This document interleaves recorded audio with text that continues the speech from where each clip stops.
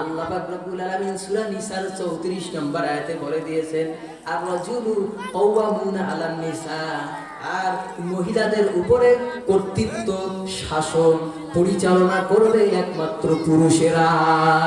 কারা করবে? এতদিন তো আমাদের দেশটা পর্যন্ত চালাইছে দুই নারী, তাই না?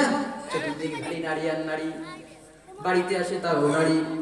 অনেক সমাজে দেখবেন আপনারা মেয়েদের সংসার ভাঙার একমাত্র কারণ হচ্ছে নারী। তারা কর্তৃত্ব চায় যে ফ্যামিলিতে, ও মায়েরা মনোযোগ দিয়ে শুনেন, কেননা যে ফ্যামিলিতে মহিলা দেওয়ানি হয়, কি হয়? দেওয়ানি হয়। মহিলা যে ফ্যামিলিতে থাকে, মাতব্বরি করে, সেই ফ্যামিলিতে সেই ফ্যামিলির মেয়েদের সংসার টেকে না, ঠিক না? এটা আল্লাহর কোরআনের আয়াতের প্রভাব পড়েছে। আল্লাহ বলেছেন আর রাজুলু কাওয়ামুনা আলান নিসা, মহিলাদের উপর নেতৃত্ব দেবে, সমাজ পরিচালনা করবে, আপনার পরিবার পরিচালনা করবে পুরুষেরা। আর যখন এই পরিবার যখন পরিচালনা করে নারীরা, তখন সমাজে বিশৃঙ্খলা, পরিবারে বিশৃঙ্খলা। কেননা মহিলাদের বুদ্ধি হচ্ছে পুরুষের বুদ্ধির থেকে অর্ধেক। কতটুকু?